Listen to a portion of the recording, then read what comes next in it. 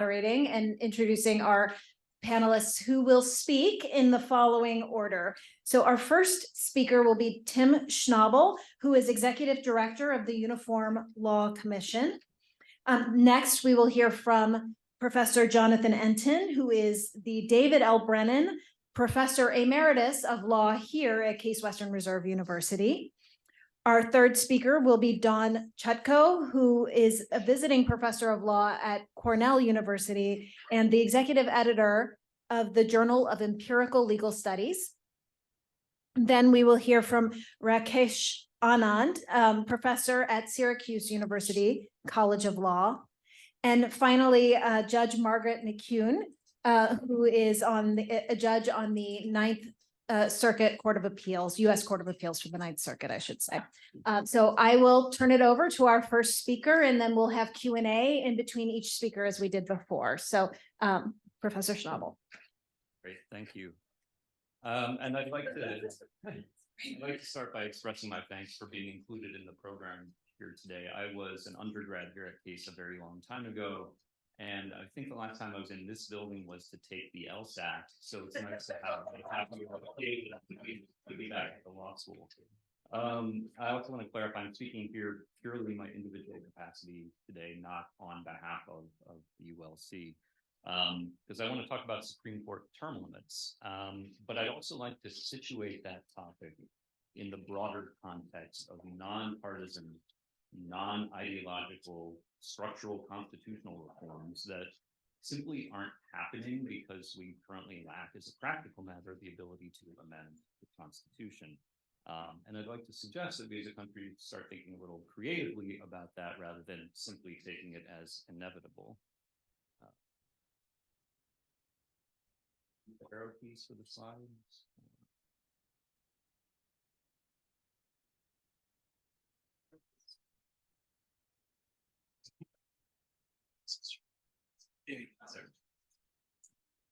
So, as you all know, Article 3 of the Constitution says that Supreme Court justices, as with lower federal court judges, shall hold their offices during good behavior. The theory is it makes the judiciary independent. Justices and judges aren't seeking reappointment and so don't have to calibrate how their decisions will be perceived by the other branches. The problem is the impact of these lifetime appointments has shifted over the nation's history. People live longer now. Justices stay on the court longer. I think for the first, for most of our nation's history, the average was about 15 years for a term. In recent decades, it's increased to about over 25 years, and there are actuarial projections suggesting it could grow to 35 years. And the court plays a much more significant role now than it once did, right? We don't amend the Constitution anymore. Congress doesn't pass as much legislation, so the court's role in construing the existing Constitution and statutes is much more significant. So instead of justices having important jobs for 15 years, we have these 9 people who wield immense amounts of authority for 25 or 30 years. And it raises the stakes of nominations beyond anything that's really reasonable. Presidents have incentives to name these. Senate is controlled by the party, the opposite party. There's no incentive to confirm. Unexpected vacancies create stabilizing events, and justices can pick when they retire so as to influence their successor. To address this problem, the idea of term limits has frequently been proposed, both from the left and the right. Most frequently, the idea is 18-year terms staggered so that there'd be a nominee every 2 years. The idea would be that the stakes of nominations would go down. The incentives to nominate ever younger individuals would go down because you wouldn't be hoping that someone would be on the court for 40 years. And versions of this idea have been proposed for many years by folks on both sides of the aisle, as you can see on this slide. So it's a serious idea. Would it be popular? Polling, I think last year suggested that 67% of the public would support, only 14% would oppose. It's consistent with what we do at the state level. There were folks speaking this morning who know more about state courts than I do, but my sense is I think 49 states use either term limits or age limits. Rhode Island is the outlier. So what then would the concerns be? One possible objection is that it could be perceived as a reaction to the current court's composition or decision. So it could be seen as partisan if it were structured in a way to try to affect the justices currently sitting on the court. But that could be avoided as long as the current justices were grandfathered in, so that term limits would only apply to future fees, and the current court would still enjoy life tenure. Or there's the risk that term limits could be perceived as seeking to active nominations by whoever is currently in the White House.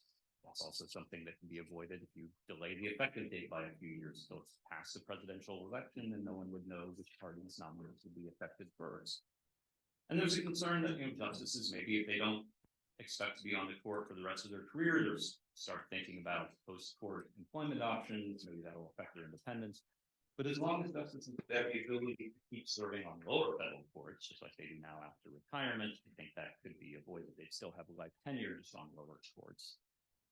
Other aspects of implementation would need some thought and a lot of ink and spilled on these, and how to deal with unexpected vacancies, how to transition into an every 2-year process, especially if you're grandfathering in existing justices. You have to come up with some transition rules, and maybe that would result in some of the first term limited nominees serving less than 18 years.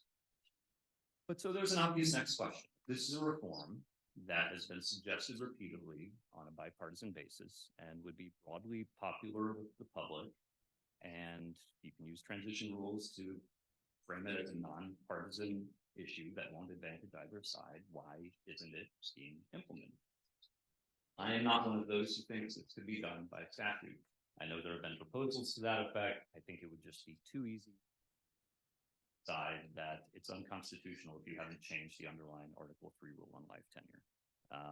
So assuming it would take a constitutional amendment, why isn't that happening? This is the point at which this topic starts being linked, I think, to the broader issue of constitutional reform. If even a nonpartisan, non-ideological, narrow structural amendment like 18-year term limits doesn't stand a chance, what's wrong? The last time we amended the Constitution was 92.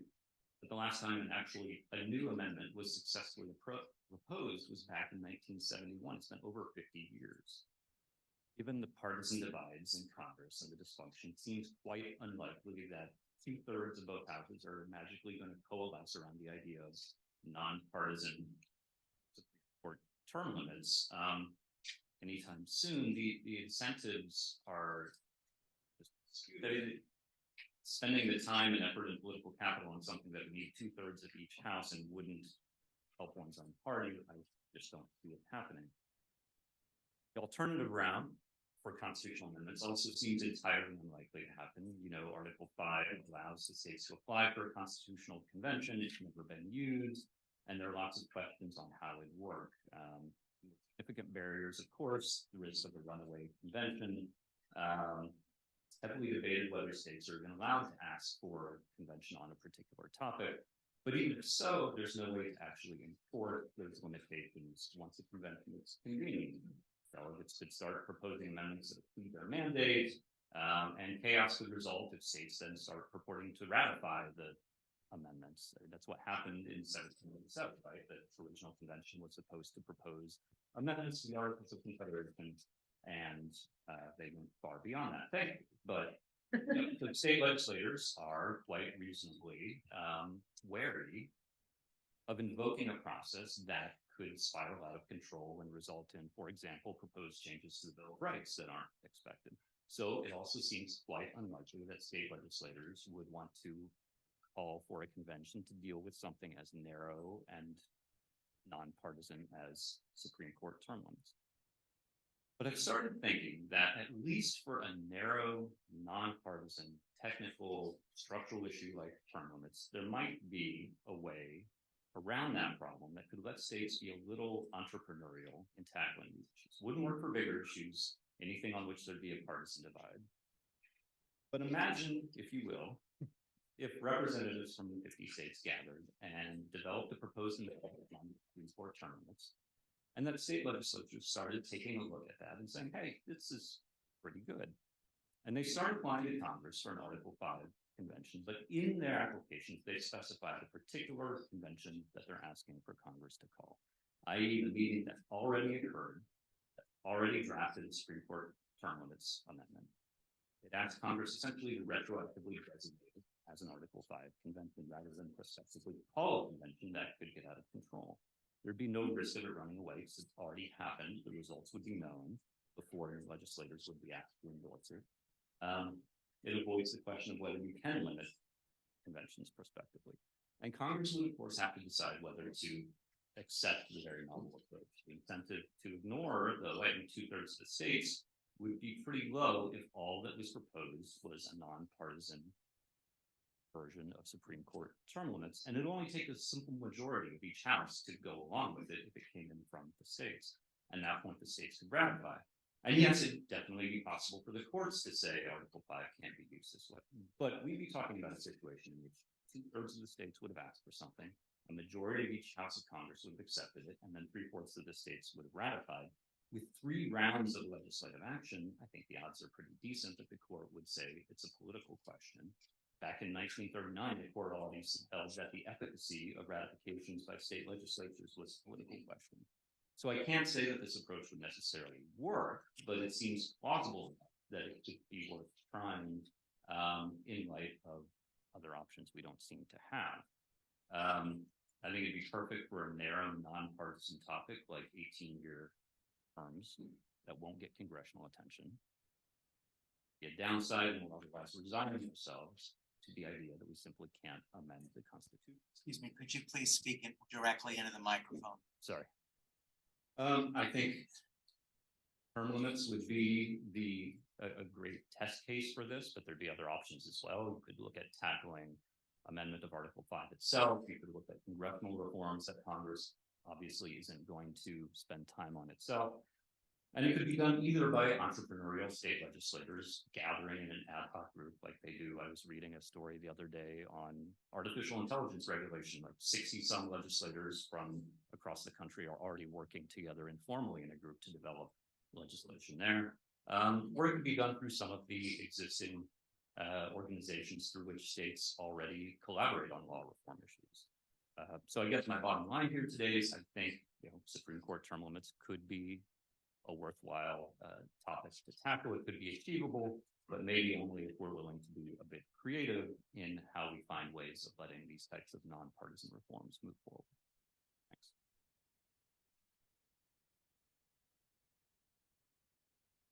Thank you very much. And with that, we will open it up to any questions from the audience at this time. If not, I'm giving it to Professor Hill. Okay. So I have questions about your, I think, assumption that this can't be accomplished legislatively because of partisanship. And because it's not a political priority. Do you think that, because this, your plan sounds interesting, but scary, and probably at least as difficult to implement. And that may be pessimistic of me.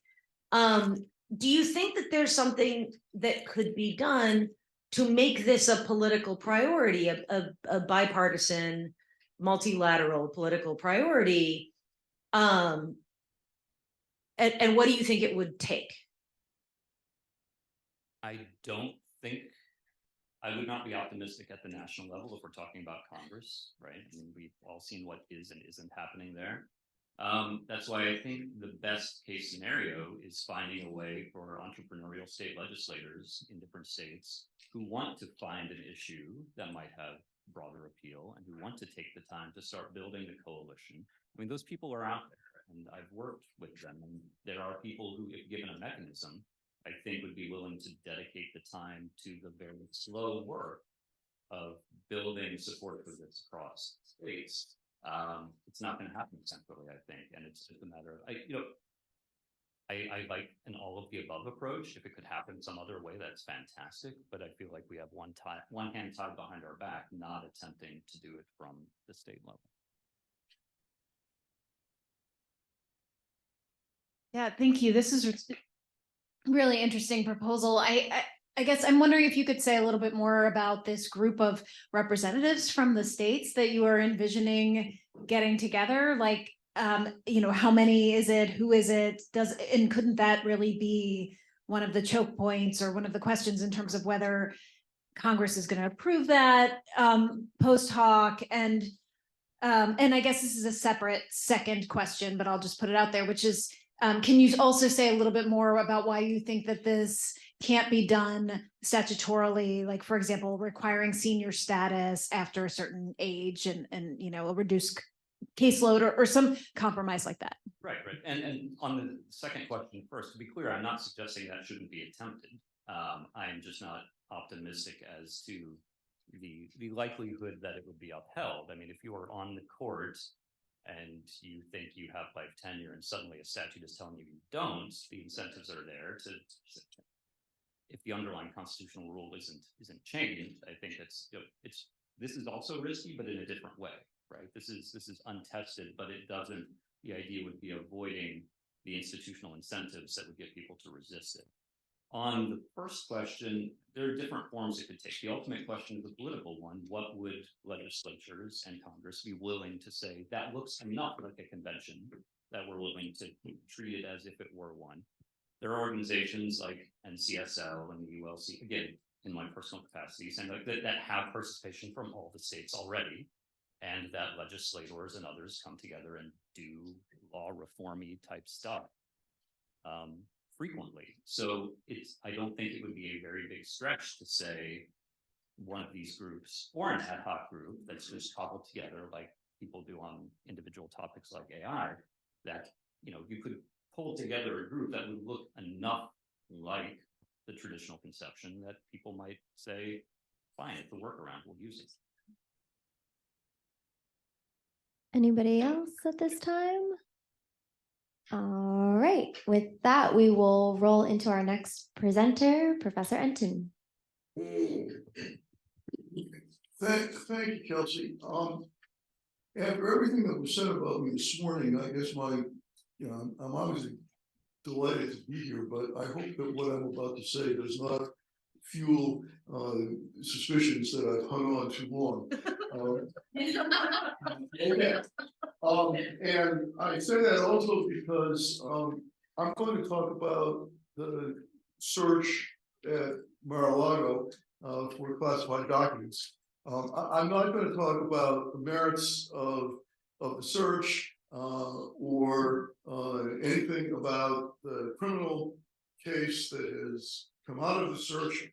I don't even want to get into the order by Judge Cannon, the extraordinary and quickly and bluntly reversed order appointing the special master. I want to talk about something that happened after she entered the order and got reversed, which is that a number of ethics complaints were filed against her under the Judicial Conduct and Disability Act.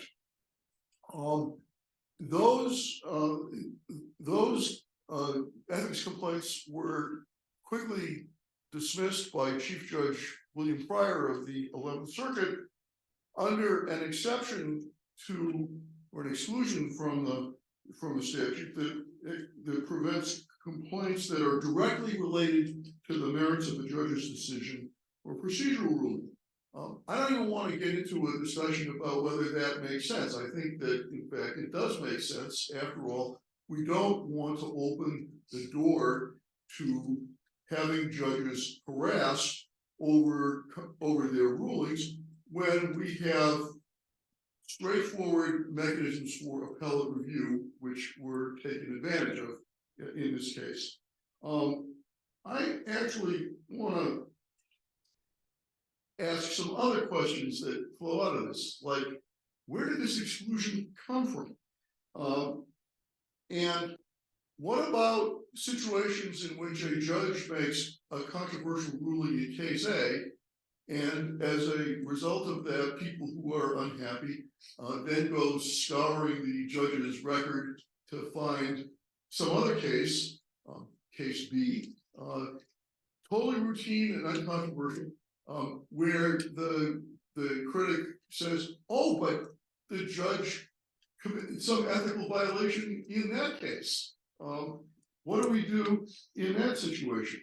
And finally, I want to ask, what was the real problem in the Mar-a-Lago litigation? Because I think there actually was one, but we didn't really see it explored. So, let's start with the question, where did the exclusion come from? And the short answer is, I'm not entirely sure, but we know that judges are in some ways accountable for their rulings, and not only through the ordinary appellate process. We also know that from the failed impeachment of Justice Samuel Chase in 1805, that judges are not supposed to be impeached over their judicial rulings. As we heard this morning, however, most state judges have to face the voters at some point because they're elected or they have to be retained, right, where their judicial records are open to discussion and maybe to distortion, but we know that we say that those things are acceptable. So the question is really not, are judges to be held accountable for their rulings, but how?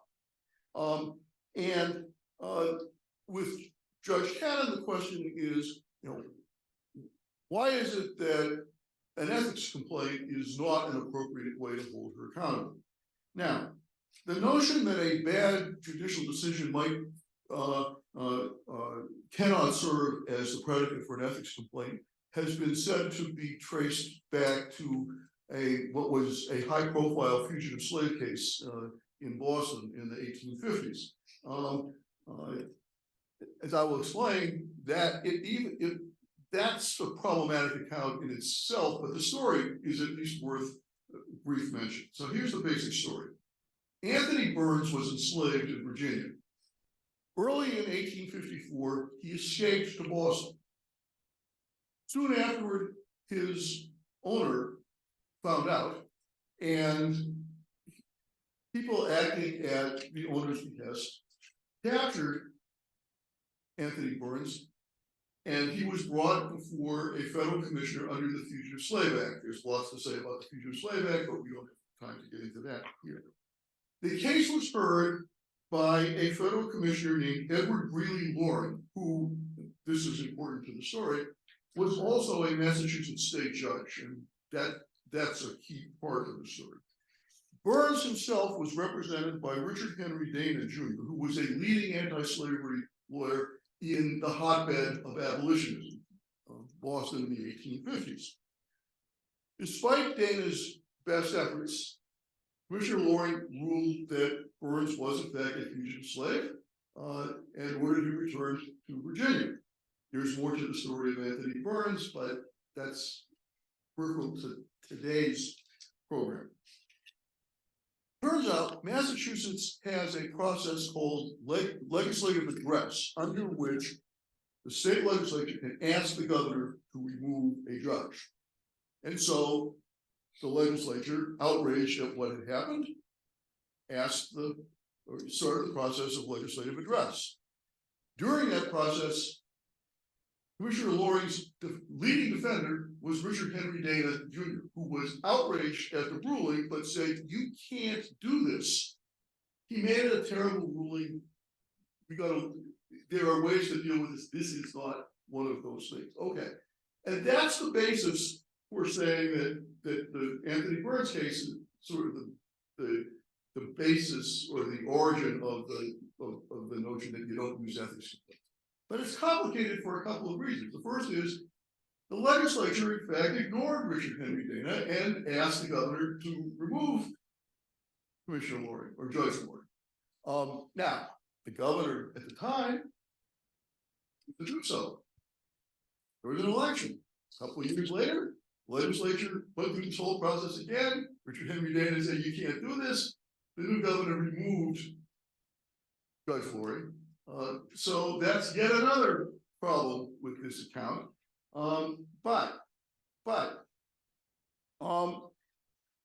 So I'm not quite sure where this fits exactly, because I'm actually quite sympathetic to the idea that we shouldn't be charging judges who make bad rulings with ethics violations. I'm just trying to trace how we got there. Okay. So let me put that to one side. Let me come back to the question of ethics issues in unrelated cases. Now, I'm not sure exactly how the Judicial Conduct and Disability Act would deal with this situation. I'm not aware that it's ever come up under the Judicial Conduct and Disability Act, but it's not a hypothetical situation. It was in fact lurking in the process that led to the appointment of Justice Blackmun to the Supreme Court. And here's why. It's not about Justice Blackmun. It's about President Nixon's first choice to replace Justice Dave Fortas, who had been forced off the court in an ethics scandal.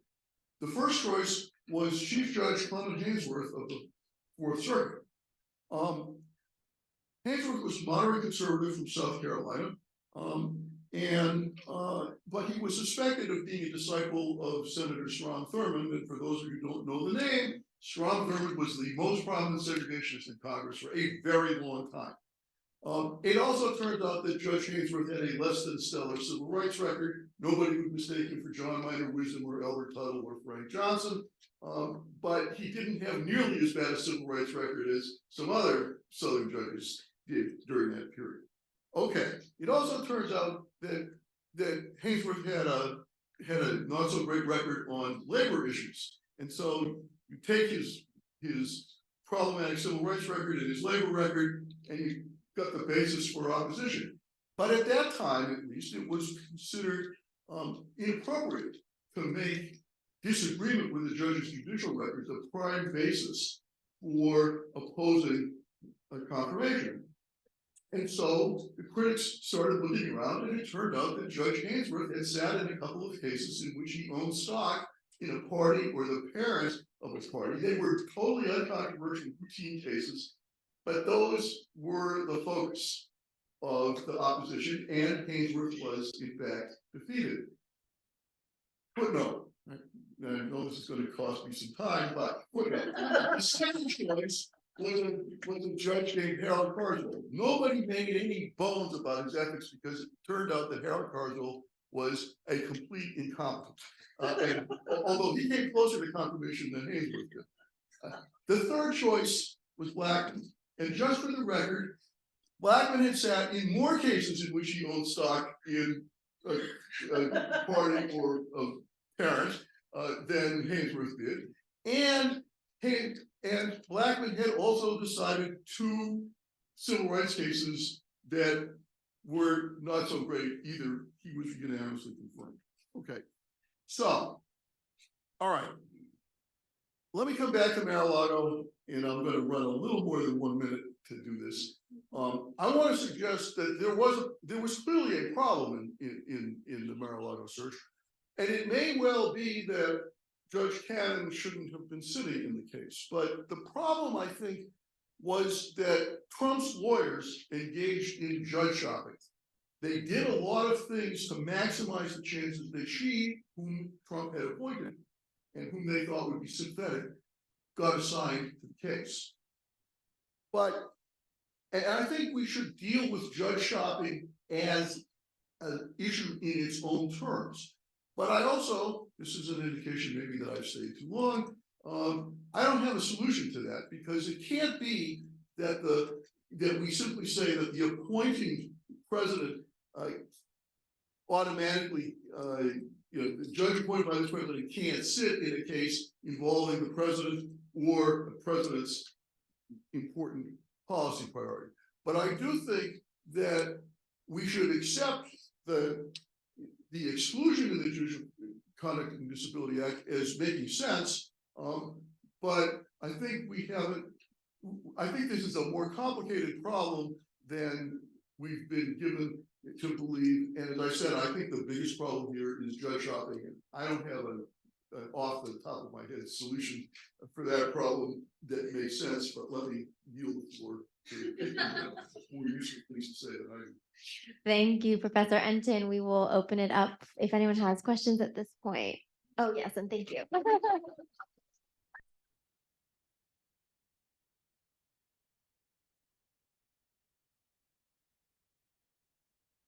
So this is maybe initially by way of sort of sorting to see if this makes sense in light of what you're saying. What I'm hearing is sorts in my mind into two categories. It sounds to me like what you're talking about is the difference between what often happens with judicial complaints is the ones that get tossed are the ones where really what the person is complaining about is the outcome in their case, which of course isn't about the judge's misconduct, versus incompetence in decision making about the law, which can be justifiably about judicial misconduct, right? So that's the one sort of category difference where I would say it could be that an outcome that was wrong is actually about judicial incompetence in the law, if that's sort of writ large. And then the second piece of that is related, I think, it sounds like maybe about a question of standing, which is, should we have a requirement of standing to make judicial conduct complaints? Generally speaking, we don't, as far as I've ever been able to find in either the state or the federal system, because really what we're looking for is the information out there that is indicative of a problem. And that occurs to me as sort of the flip side of what you just said about judge shopping, right? Which is to say, really, you take the judge that you get, and by the same token, judges have to take the complaints that come about them. Does that align with? Yeah, I think that's right, but I mean, I also think it's problematic. You know, the first point, but at some point, incompetence becomes actionable.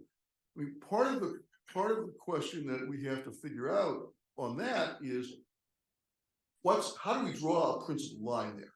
I mean, Harold Carswell was as close to those of you who know him, you're shaking your heads, but I mean, it's not clear how he ever got on the bench in the first place, right?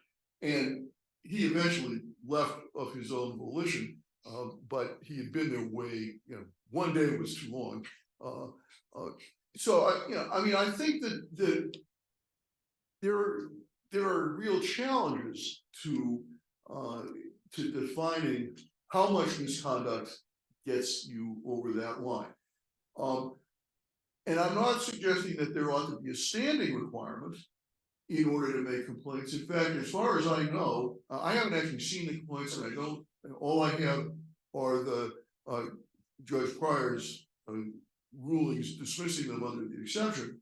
But they surely were third parties, because the only folks who would have technically had standing would have been the special counsel, and he had already gotten what he wanted, which was to get Judge Cannon's order overturned.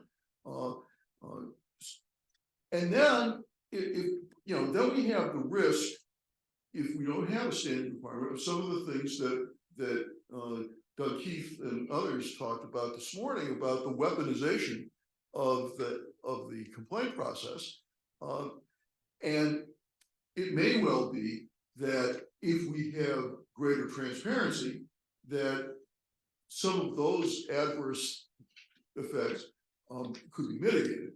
But particularly when you're talking about high-profile cases with big political stakes, you maximize the likelihood of manipulation for partisan advantage. I don't have answers to those either, right? Which is why I say, maybe I've stayed around too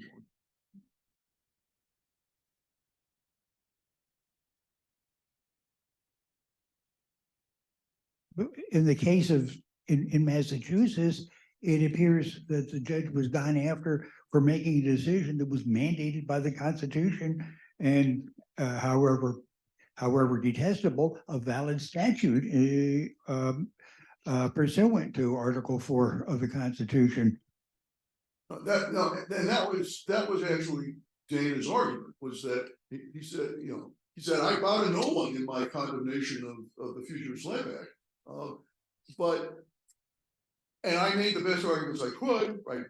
Maybe we could second guess whether he made every argument that he might have made, right? But, I don't think we should blame Judge Loring for making the decision he did, even though I obviously think he made a mistake, right? And Dana's argument, as I said, resonates probably for most of us today, but it resonated with the governor, but it clearly did not resonate with the legislature or with the new governor. I mean, we shouldn't feel too sorry for Judge Loring. Shortly after he was ousted as a state judge, President Buchanan appointed him to the claims court, so he spent another 20 years on the bench.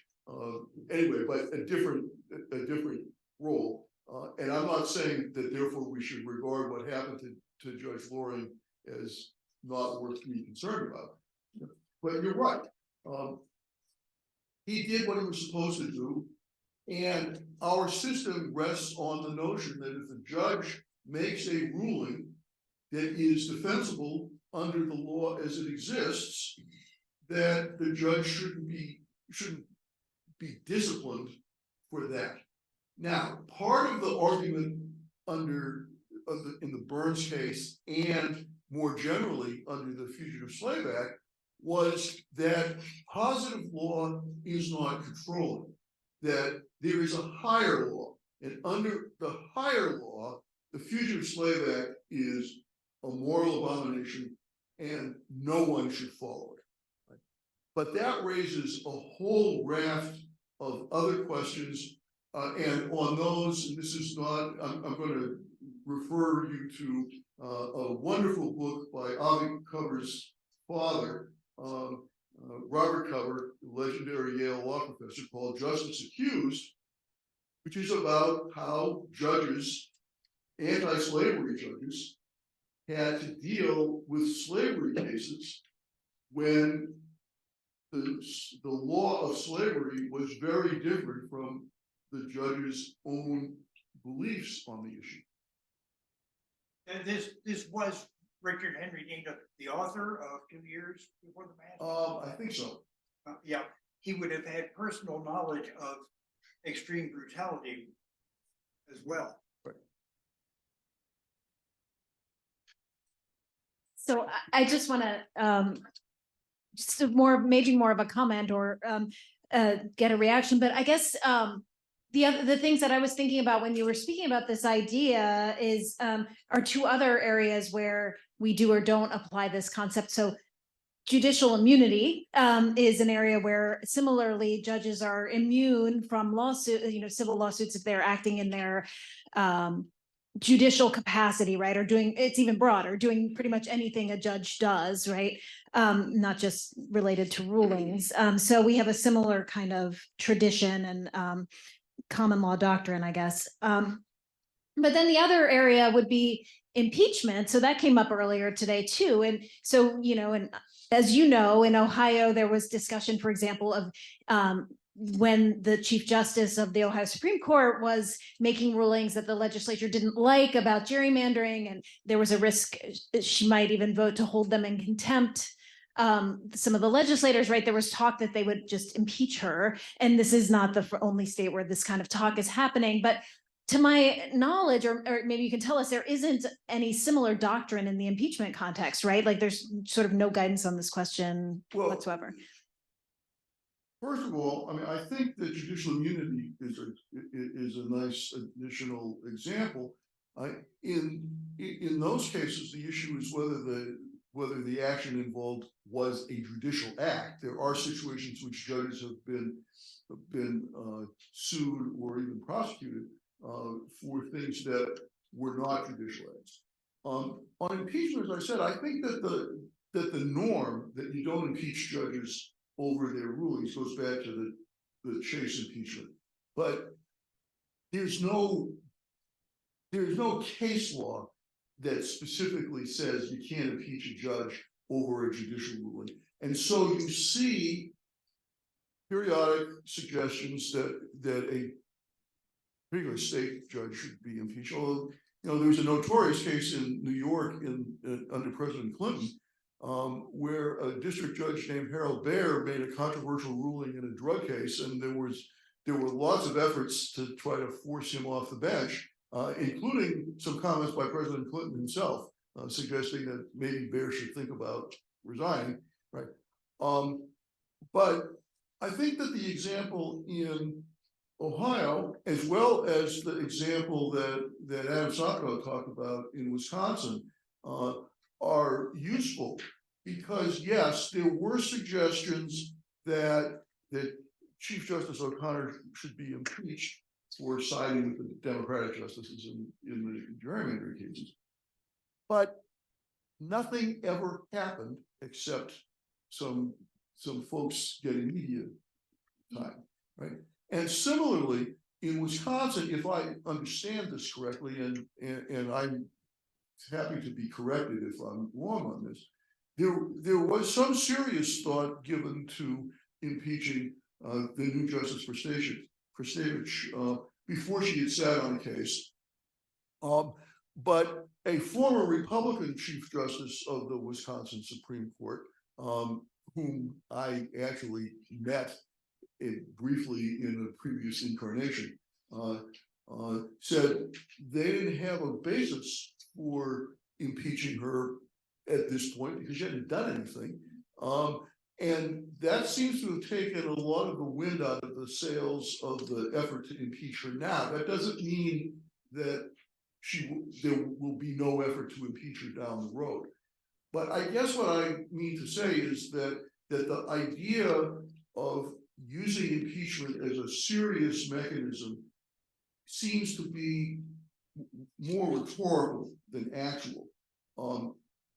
But that's not a defense, just means that maybe there's more, more sound and fury and less substance at this point. Now, come back in 6 months or a year and see what happens in Wisconsin, and I may be less sanguine about it. Thank you very much, Professor Renton. Thank you for all your questions. We're gonna. One very brief point directly to this. It's like seriously very brief. All right. All right. While we're in the process of recommending books about the judiciary's role in ending slavery by fathers of professors here, I might recommend a very recent book by Judge Albert Rosenblatt called The Eight, which is outstanding and about New York State's role in the role of the New York State judiciary in ending slavery. All right, thank you very much. With that, we will roll into our next presenter, Professor Chacko. Thank you. And I would like to echo my fellow panelists. Live speakers. So I hope I can add to that. Rounding off of what we heard earlier on this morning in the morning panel, and some of the comments today, I'd like to ground my comments on these questions about political behavior by judges, the desire for transparency, and also the sort of call for additional data. So as you can see from the title, my favorite data is prominently featured. But in particular, asking the question in an area in which a judge is not behaving within her or his core judicial function, but rather engaging in an area that looks a lot more like the kind of areas that you would expect to see legislative or administrative functions. How do judges act? And so with that, I'd like to kind of turn a little bit towards the Chief Justice of the United States. And not in his, and I'm going to use his because Chief Justice has been up to this point, but not to his capacity as one of 9, as a judicial decision maker, but rather his capacity as the executive officer for the federal courts. And so with that said, I'd like to talk about the Judicial Conference. And the federal courts themselves are a large, robust, heterogeneous institution in and of themselves, and the Chief Justice sits at the apex of that institution. And with the assistance of the administrative office and the Federal Judicial Center for doing various research activities, is the Chief Justice's role, one of his roles, to act as an administrator and head of the federal court system. And so the question then is, how does the Chief Justice behave in that capacity? given that the primary policy-making arm of the federal courts is the Judicial Conference. So some of you may know what this entity is, but for those of you who don't, I'm going to give a very, very brief primer on what this is. So the Judicial Conference meets twice a year, March and in October. It is comprised of chief judges of every circuit, a district court judge of every circuit, and the chief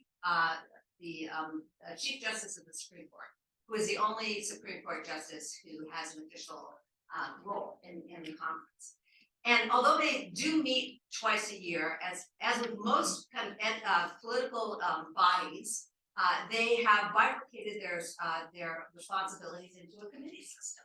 So this is going to remind you a great deal of the way Congress operates, or any kind of vertically integrated entity might operate. So they work through the remainder of the year by committees. And this committee system, recommendations that come out of the committees are predominantly accepted and passed by the Judicial Conference. And to give you a flavor of the kinds of things that they do, so as per our discussions earlier this morning, conduct, ethics, and disability rules, questions of financial disclosure, questions of interacting with Congress, for example, in Congress's capacity is going to propose legislation that might change a jurisprudential regime like criminal law. They put forward the budget in front of Congress, which, by the way, was $9.5 billion this year. So this is not a small entity. 30,000 staff and judicial employees. They advocate for additional judgeships. So this is a policy making arm. And these committees are constituted with plenary authority by the Chief Justice. So while the members of the Judicial Conference are prescribed for circuit judges, chief judges, and district court judges, the committee structure is populated by the Chief Justice, who appoints from the entire judiciary, or also in some instances from areas of the practice. They then serve and make recommendations, and the recommendations from the committees then go to the Judicial Conference. The Judicial Conferences are largely adopted by the federal court. And in particular, in this paper, we're going to look at the rules committees. Because they have a slightly different veneer to them. They're obviously engaged in, as you can tell by the title speech, in modifying, amending, proposing, tweaking the rules that allow access to the federal courts. And so anyone who has sat civil procedure or taught civil procedure will know that the bifurcation between substance and procedure is often very, very thin. And there's been a fair amount of scholarship written on the rulemaking authority of these committees in the way that they can affect accesses to justice, whether they prefer private litigation, whether they prefer corporatist repeat player litigation, and you can think of examples for class action rules, discovery rules that require proportionality. There's a huge debate about that. Current evidence rules, there are now a question about what kind of evidence can come in front of the court and whether or not there is a preponderance of the evidence standard that a judge will use to vet. These are all procedural, but in effect, they are very substantive. And the additional veneer with respect to the Rules Committee is not only does the Chief Justice appoint all of the members, and not only do the committee's recommendations then go to the Judicial Conference and then largely get accepted, but procedural rules have an odd twist to them. They are actually statutory by Congress, but the default position is the Judicial Conference recommends these up to Congress, and unless Congress acts in opposition, then they automatically become law. So they are particularly interesting from a perspective of how the Chief Justice behaves in the appointment process to these committees. With respect to whether or not there are behaviors that you might see in the appointment behavior of the Chief Justice that looks a lot like political behavior as opposed to just sort of neutral appointment behavior. And so with that, our question in this paper is, given the plenary authority by the Chief Justice for these Rules Committee appointments, are there systematic ways and characteristics, both socio-demographic or experiential, that might show that these aren't just random chance, these aren't just neutrally done, but they're being selected for a preference of some kind? So with that said, what we did is we took a look at a number of things, and I'll just give you the punchline ahead of time so you know where we're going. It turns out that in fact, on these appointments, that partisanship matters, meaning concordance with the Chief Justice. So Chief Justices for the last two times that we've looked at have been Republican. If you're a Republican, your chances of being put on one of those committees is significantly higher.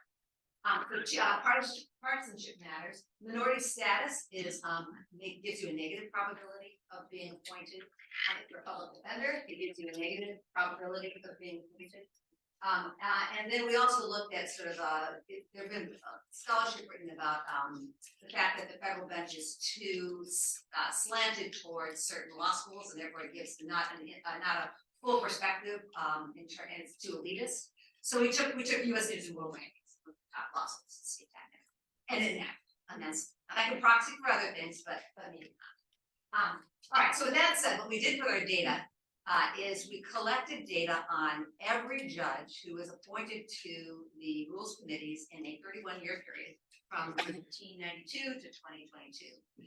And then we, from the administrative office data and the FJC data, we pulled out information about certain characteristics they might have that might seem relevant and have been relevant to political behavior or decision-making and other scholarship. And so we looked at whether or not they were Republican, whether or not they had senior status, so questions about whether experience and age might play a part. Some basic information about their demographics. Are they female? Are they minority? About their experience, are they prosecutors, are they public defenders? And then questions about their law school background. And we did this over the entire period of time, and then we analyzed this under some fairly sophisticated regression analysis. Normally what I would do if I was presenting this would be to give you the descriptive statistics first, and then give you the full regression analysis afterwards. It's sort of here's a finalized point. I'm going to do it backwards because these are rare events, the appointments to these committees. Roughly 39 judges in the entire span of time that we looked at got appointed to be chairs of this committee. 166 judges got appointed to be a member of a rules committee, and we looked at chairs and a membership appointment. That puts a fair amount of statistical and methodological strain on being able to give you here's a statistically significant effect if you are a woman to your appointment. So what I can tell you is in the regression I'm going to show you is that we were conservative in our assumptions, and our assumptions therefore mediated against findings significance, which means if it is significant, we're pretty comfortable it is. If it isn't significant, I'm not entirely sure that you can necessarily walk away and say there's no effect because of the rare events aspect. So that's why I'm going to do regression first and then show you the descriptive statistics after. So here's a regression. All right. Here we go. All right. Here's a regression. And I've put in black the things that were statistically significant. So you can see, for example, that you've got Republican status is significant, meaning that you were in accordance with the Chief Justice if you were a committee chair. I mean, it's very suggestive because committee chairs have particular power over shaping and formatting policy for the committee. You can also see that senior status and experience matter. Senior status makes it less likely that you're going to be put on a committee, but that may be that senior status judges have other things to do and prefer not to do this. Experience itself has sort of a neutral effect. And then you can also see that minorities are less likely to be on committees, appointed committees at all. That public defenders and top law school graduates, public defenders have an opposite effect. So public defenders are less likely to show up on committee. Top ranked law school graduates show up much more. And so I'm comfortable that those effects are in fact true. But there's a lot more going on under the hood that I thought maybe we'd take a look at. Because of course, this doesn't give you a real feel for time trends and what might be happening. It doesn't show up because of our rare events.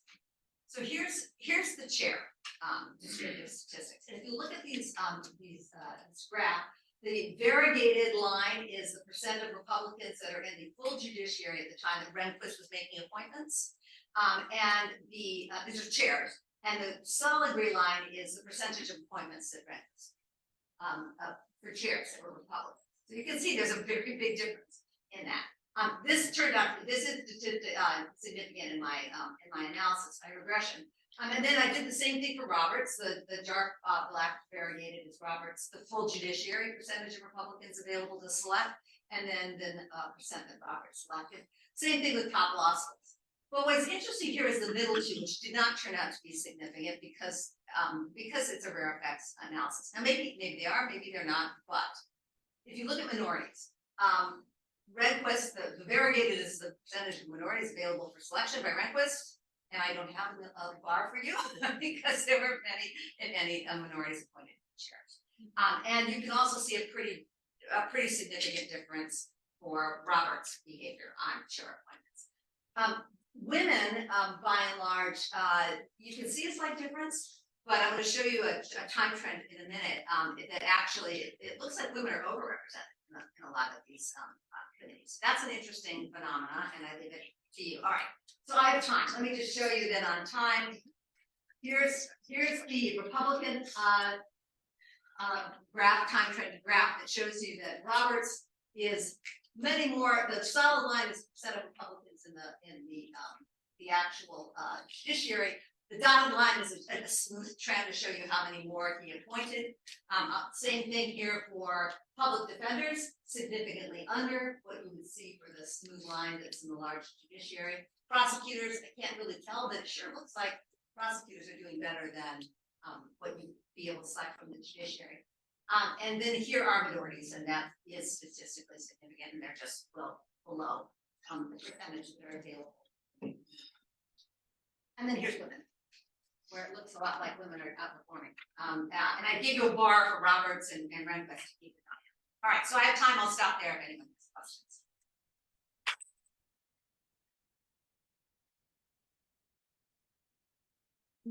All right.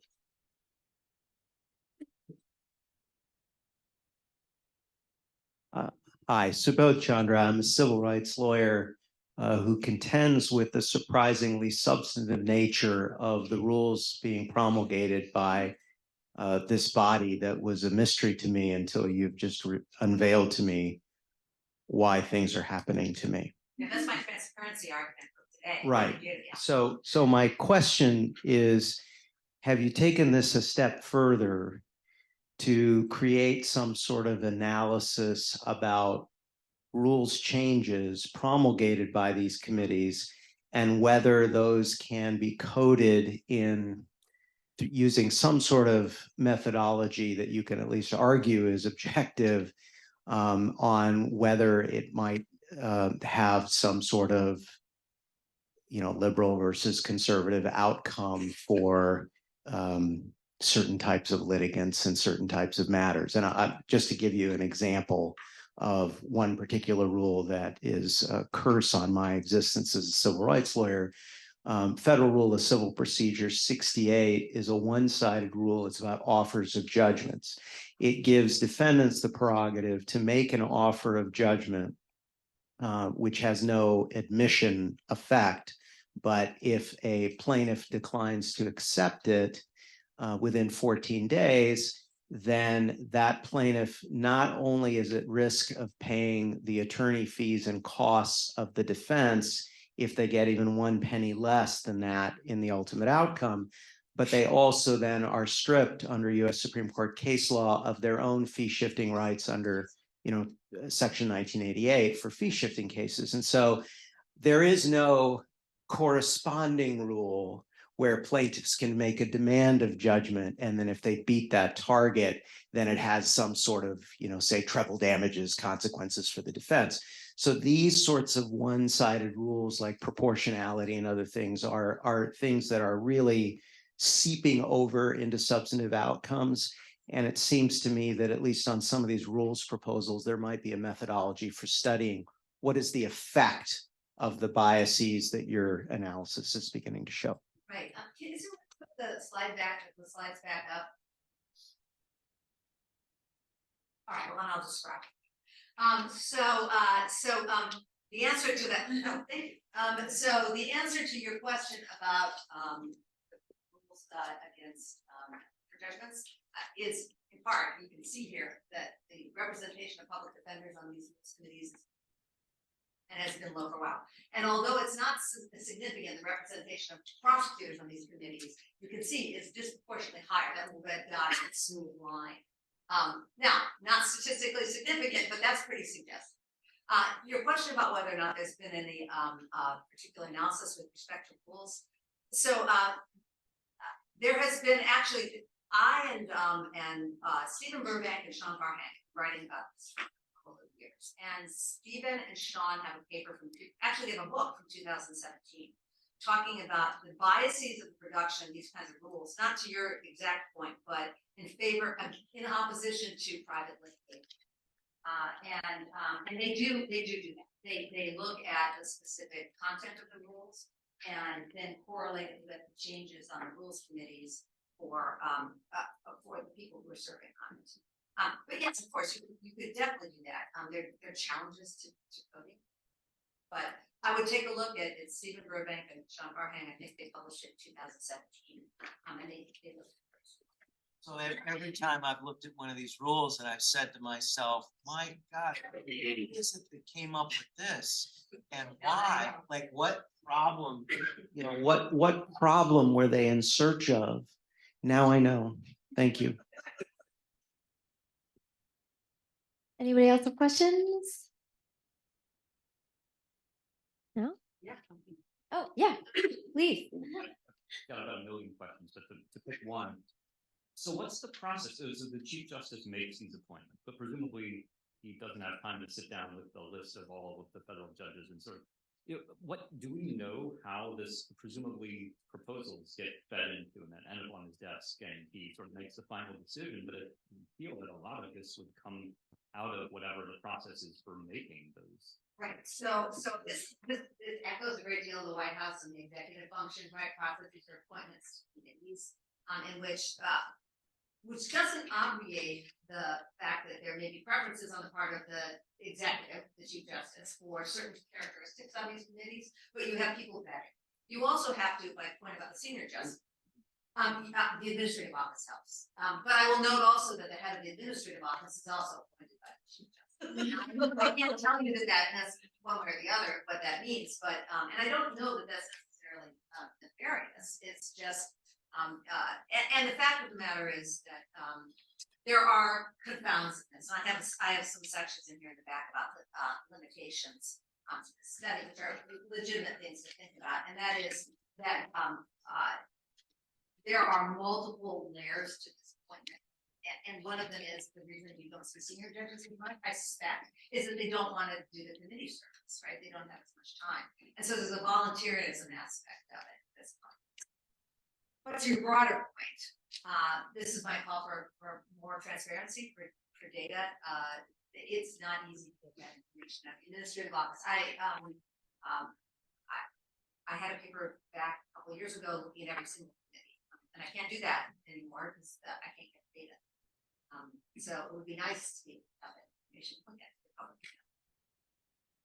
Thank you very much. I think that leaves us at a good point to roll into our next panelist, Professor Annette.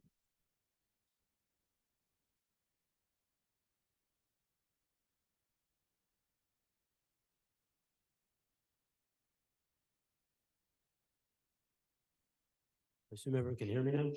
Yes. Okay. So, hi. Like others, I certainly want to thank you all for having me. To give you the path of my remarks, this presentation is titled "The Professional and Responsible Supreme Court."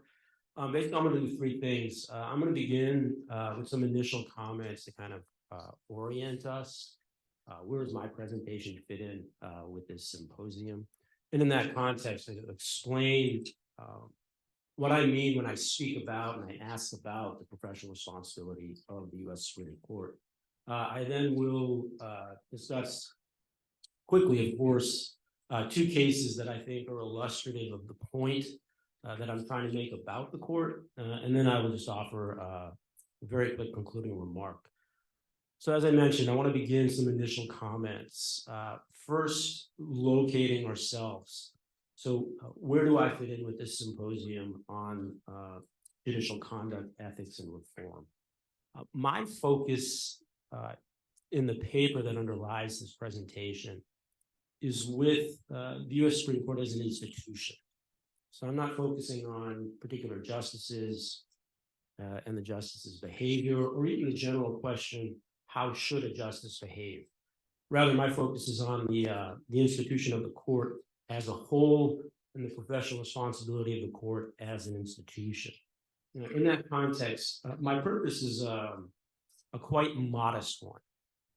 My desire here and in this paper is to simply raise a question. That question is, is this court a professionally responsible U.S. Supreme Court? That, of course, raises the question, what do I mean when I am talking about putting in this paper the professional responsibility of the U.S. Supreme Court? Just very quickly, the basic idea is, in this country, in the United States, the U.S. Supreme Court is law's most representative figure. And part of what that means is that more than any other institution or individual, it has the obligation to embrace the idea of the rule of law. Now, in the United States, and this goes back to the founding, law has to be an expression of reason. And so correspondingly, when I say that the court has the obligation to embrace the idea of the rule of law, part of what that means more specifically is to embrace the idea of the rule of law as reason. In that context, I am raising the question that I am raising because of two cases that the court has, at least relatively recently, decided. Both of these cases are election-related cases. And in these two cases, it's certainly my view that the court failed to embrace the idea that law has to be an expression of reason. One final point among these initial points, this presentation is very much a presentation of just some of the ideas that are associated with this underlying paper. And of course, in that context, it's very much a presentation in summary form. There's certainly a lot more here. There's a larger philosophical as well as historical apparatus in play in this paper. And I welcome the opportunity if anyone has any questions. So this question of professionally responsible Supreme Court and this idea, is this court committed to the idea that law has to be an expression of reason? The first case that I want to reference, Judicial versus Common Cause. This is a case from 2019. The issue in this case involved the political question doctrine. For those of you who are not familiar with the political question doctrine, this is a doctrine of non-justiciability. And it is also a controversial doctrine. And certainly it's my view that it's hardly clear that the doctrine has ever had robust support on the court, at least coming into Judicial. The doctrine itself, again, the doctrine of non-justiciability, it has several branches. The relevant branch for my presentation is the branch that says that a dispute is non-justiciable because there are no judicially manageable standards that are available by which to resolve the dispute. And the critical point to note here up front about this branch of the doctrine is that inhering in the very idea that no judicially manageable standard is available by which to resolve a dispute is the failure to embrace the idea that law has to be an expression of reason. Why do I say that? If law has to be an expression of reason, then reason offers us a standard by which to resolve the relevant dispute. And it is certainly my view that you can bring reason to bear on any dispute.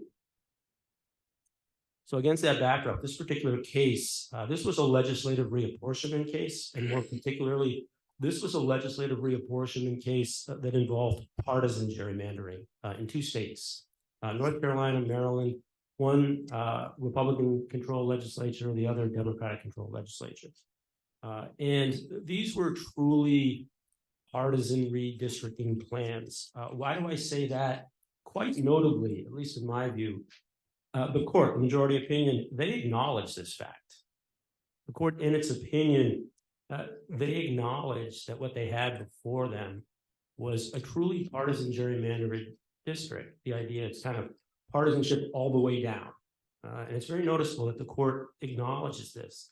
And yet nonetheless, the court, it let the redistricting plan stand, ruling that the dispute before it was not justicially resolvable or judicially resolvable, excuse me, because no judicially manual standards were available to it.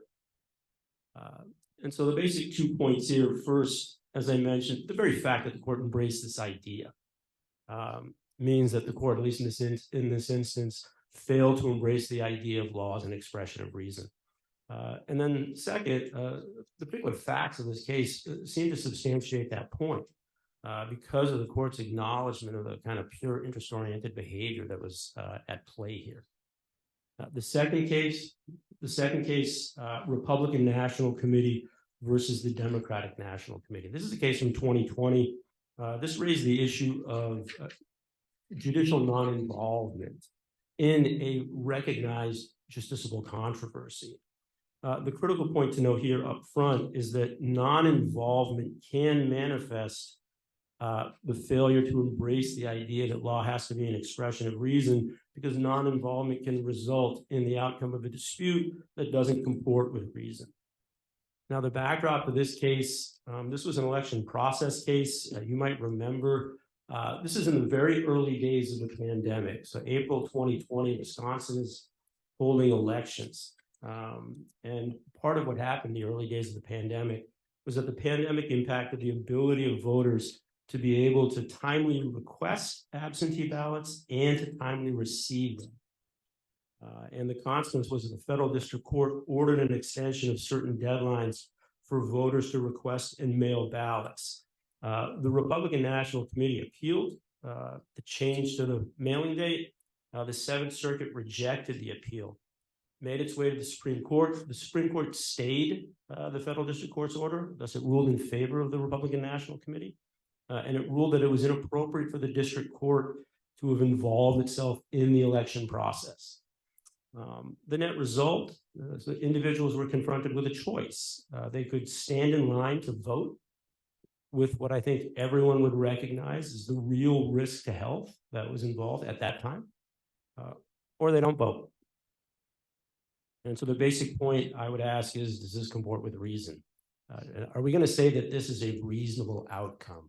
I think this is one of those instances where we're going to say no. Right? This is just not reasonable. So we have two cases where the court has failed to embrace this idea that law has to be an expression of reason. We might ask ourselves, why? Why might the court have done this?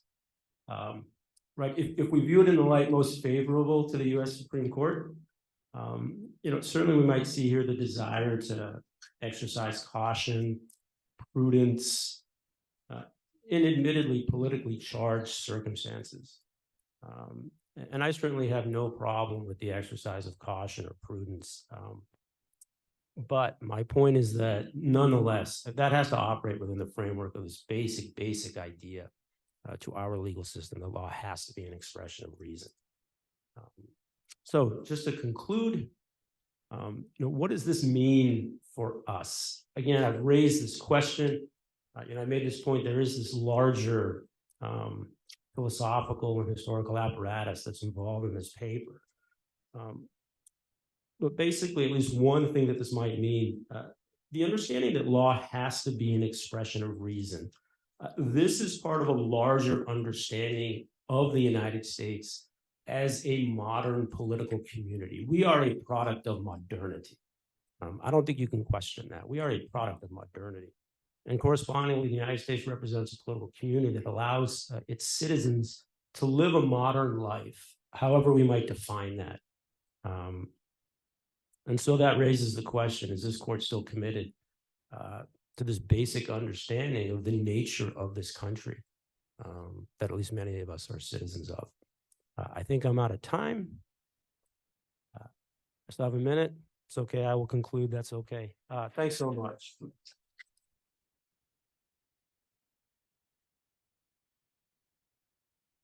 All right, and we will open it up to questions at this point.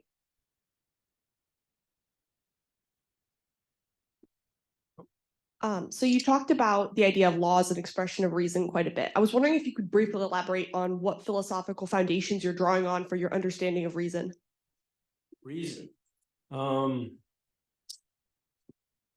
Also, one, if we speak about it in the context of modernity, right, the sort of classical understanding of reason as a form of knowledge, right? So we contrast reason with faith as 2 forms of knowledge.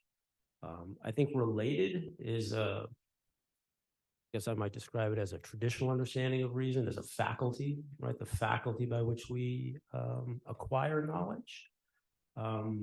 So that I guess is the starting point for what I'm thinking about. If you have a deeper question, please let me know. Am I answering this? Yeah, I'd love to talk to you afterward. Thank you. Okay, sure.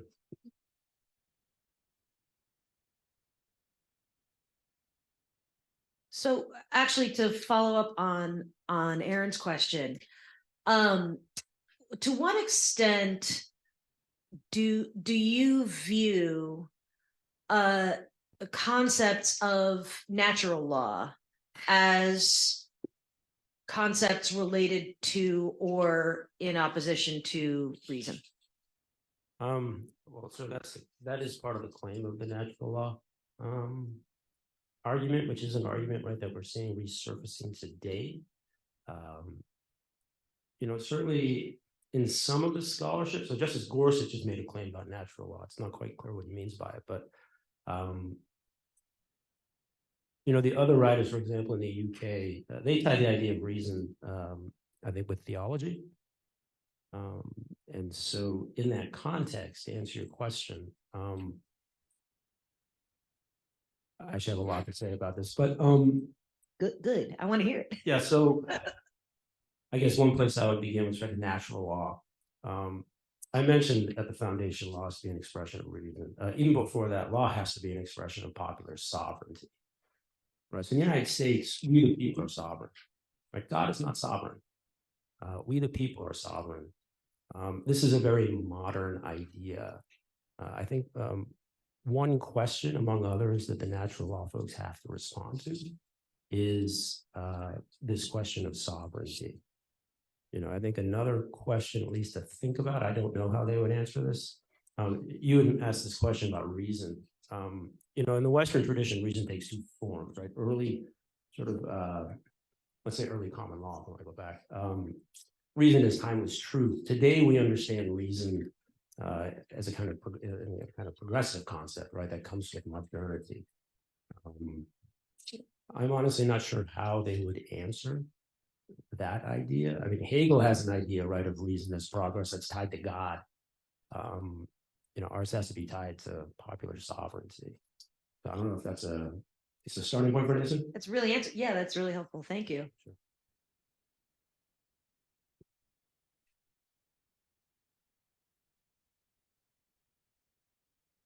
Kelsey, if there's no other question, I want to pick up on the reason question and come back to Rousseau.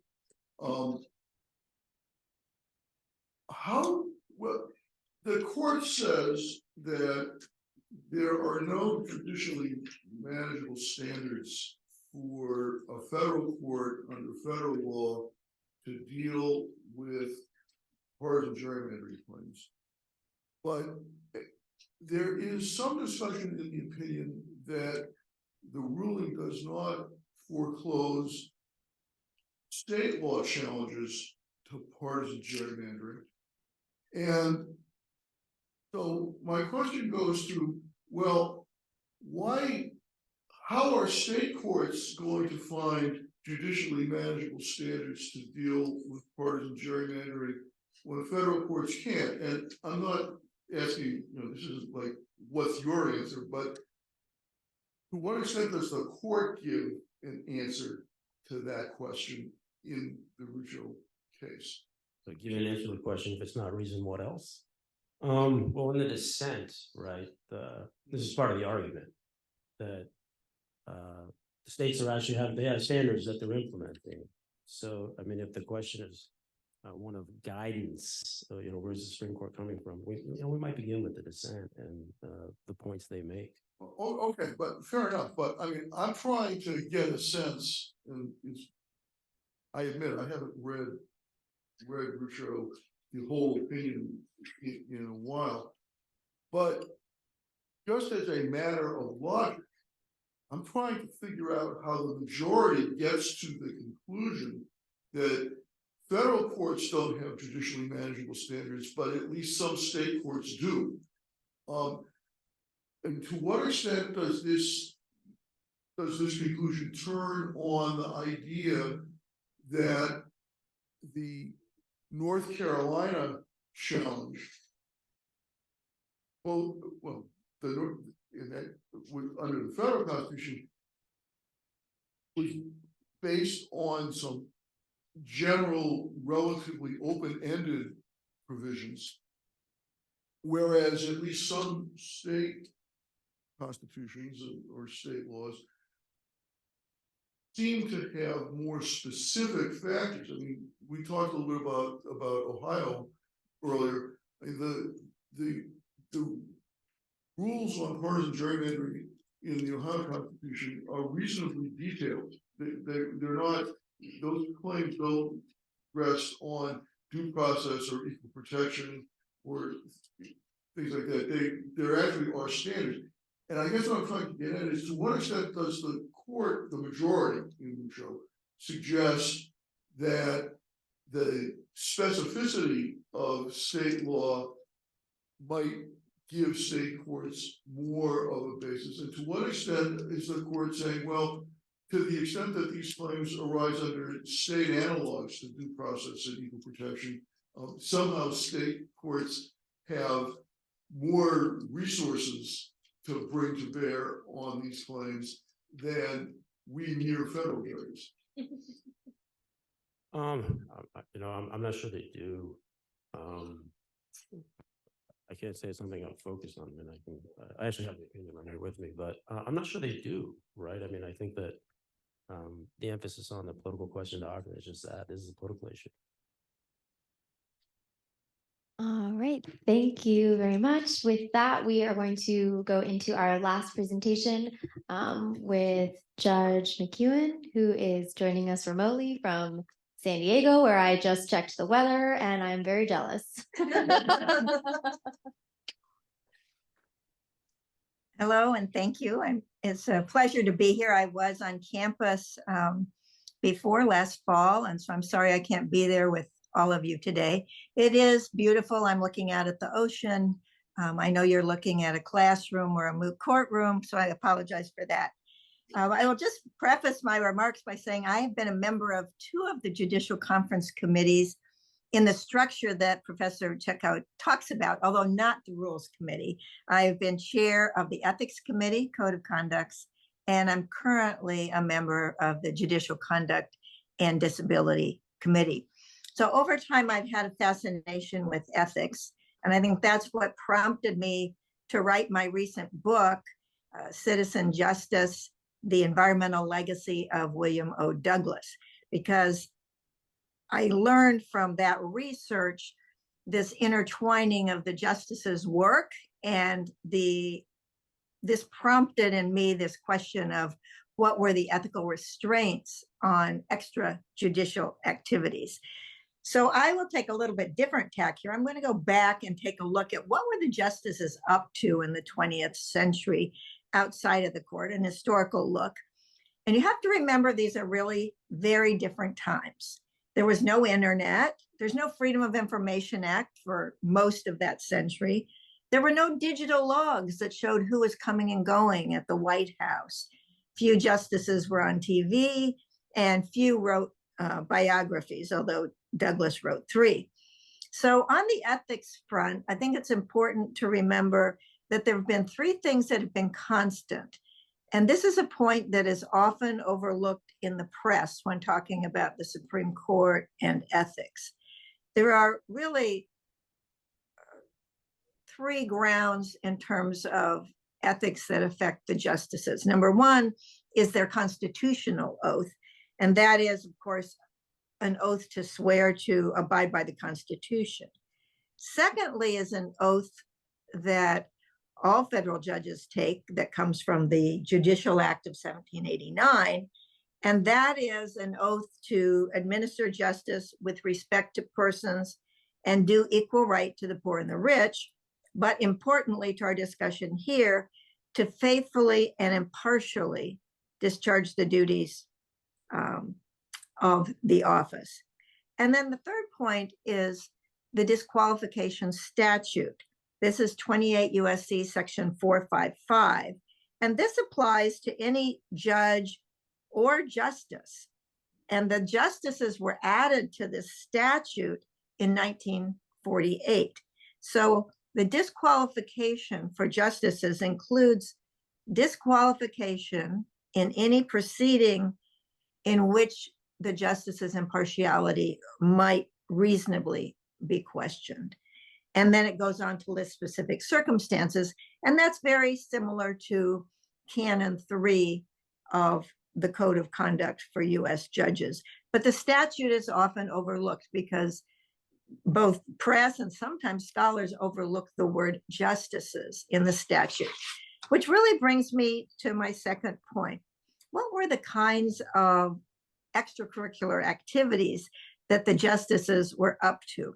Well, the first category I want to talk about is what I'll call advisor to the president.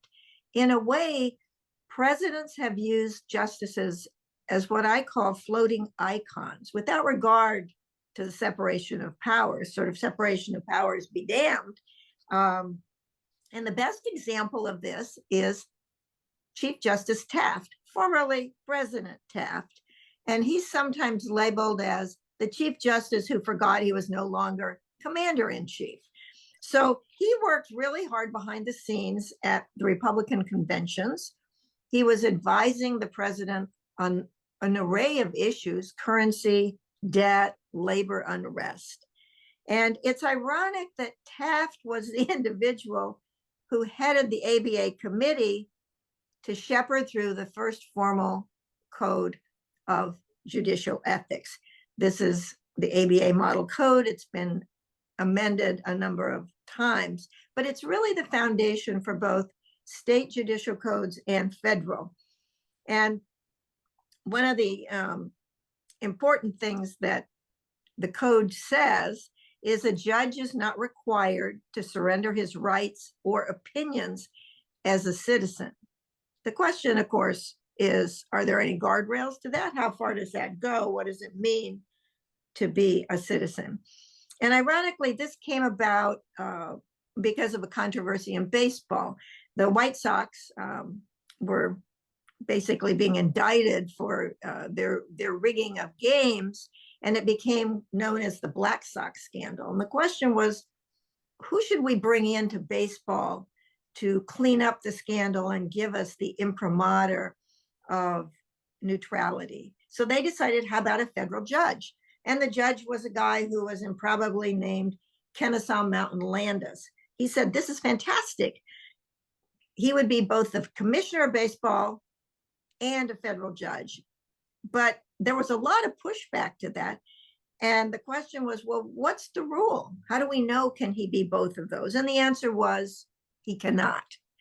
But he had to choose. So you could imagine he chose the baseball commissioner, which paid a lot more than being a federal judge. But that really, at that time, 1924 timeframe, really is the start of our federal judicial code. So we have, of course, Taft creating the code, but advising the presidents. Another big player, of course, was Justice Brandeis. He was advising President Wilson on World War II, kind of a day by day. And one of the ways he did this is that he used Frankfurter, who at that point is a law professor, not yet a justice, to carry his water. He even paid Frankfurter for his efforts. So he's kind of directing from the Supreme Court this political activity, but he's doing it through his intermediary, Frankfurter. Now, Frankfurter then comes on the court during Roosevelt's time, and he openly campaigns for Roosevelt, and he kind of replaced Brandeis, because he now gives advice on World War II. and a lot of the details on World War II. So he's basically in daily contact with the president, either through phone or letters. We have the letters. We just don't have White House logs. He was a master insider, and I would say kind of an all-purpose legal advisor.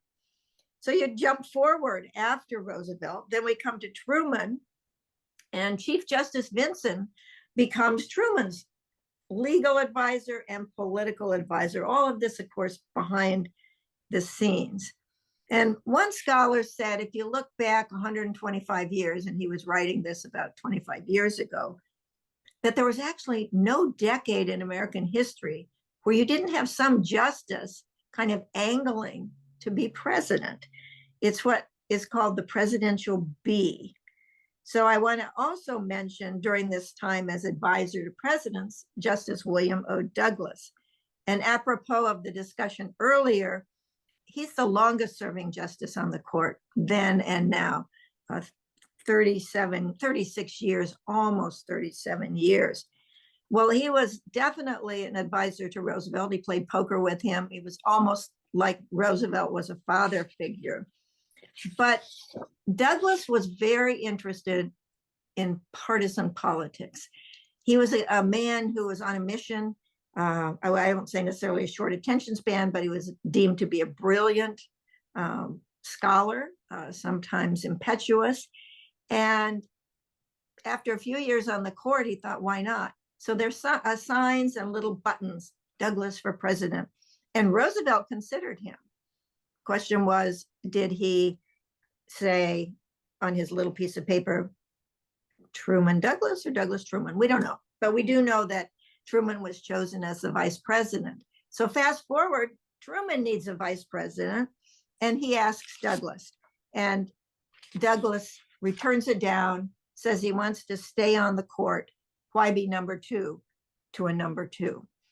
So that's one area. We have the justices directly advising on political, foreign policy, and other issues. A second area are special appointments. Of course, we're all very proud of what came out of the Nuremberg trials, but here we have a sitting Supreme Court justice takes leave of the court and becomes a prosecutor in the Nuremberg trials. And he was criticized for that internally at the court. And then, of course, there's the Warren Commission, and nothing blew up politically more than the Warren Commission. And both Black and Douglas really tried to get Warren not to take that. And finally, I'll mention briefly outside activities. I would say that Douglas takes the cake in this arena, and that was something that really surprised me as going through his papers at the Library of Congress and around the country. He really became a band leader for conservation. And how did he do it? Well, he had public protests where he marched down the C&O Canal to oppose a highway. He marched down a beach. He opposed a copper mine. He lobbied Congress. He beat up on federal agencies, something we would never know then because those records weren't public, but they're now, of course, because he's a pack rat, they're all in the Library of Congress. And he also was very active in lobbying not only Congress, but various presidents. So Douglas is kind of exhibit number one of someone who's out there.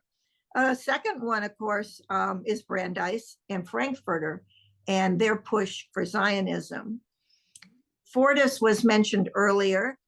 He was giving kind of White House briefings to the president, and he was secretly advising President Johnson on the Vietnam War. He got into trouble, of course, because of money he earned at American University for teaching, and also money received from a foundation. So obviously, he sidestepped all the controversy by having his nomination withdrawn. So Douglas, when asked about, well, why don't you pursue politics? He said, politics is perishable. The work on the court is enduring. Frankfurter thought the same thing, but at the same time, both of them were playing in the political playground. And both of them described the court as a monastery. So I would say that is really some kind of monastery where you're advising the president, you're marching down here, you're advocating for Zionism, etc. It's a different kind of monastery, but then they would cloak themselves in this big statement, the court is a monastery and we live in a monastery. So in closing, I will say, I think it's important for judges to be part of the community, and also in doing so to demystify the judiciary. And I think this gives a legitimacy to the judiciary to be in touch with the citizens. Our current code for federal judges encourages judges to write, speak, and talk on a variety of topics. And I think it's important that we do so, but we have to have guardrails, of course. And one of those that you cannot cross is anything a judge does has to be nonpartisan. It can't implicate cases that are pending. And you really can't be an advocate for causes that are likely to come before the court. So I would say that many of our justices in the 20th century didn't really abide by those principles, but those are the going forward principles that we, at least in the lower courts in the federal judiciary, are bound by. And I think they make sense, but I think it also makes sense for us to get out of our robes and into the classroom and into the community. So I'm really happy to be there with you, and I applaud Case Western for this focus on ethics. Thank you.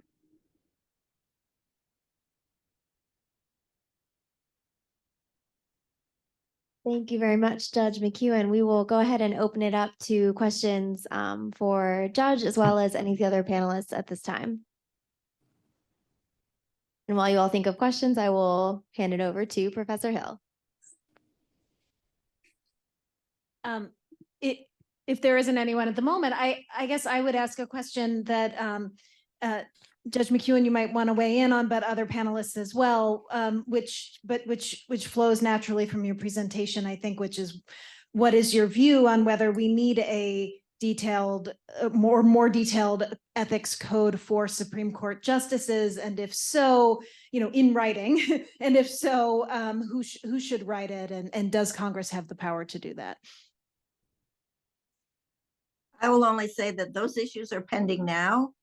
You probably should direct your question to the Chief Justice. When I was chair of the Codes of Conduct Committee, that question came to us often, but we, of course, only dealt with the code for lower court judges. So I think it's an important question. I think it's one now you're seeing more justices speaking out about, and they do have a series of guidelines that were adopted recently by all 9 justices, but beyond that, I'll leave to the other panelists to comment.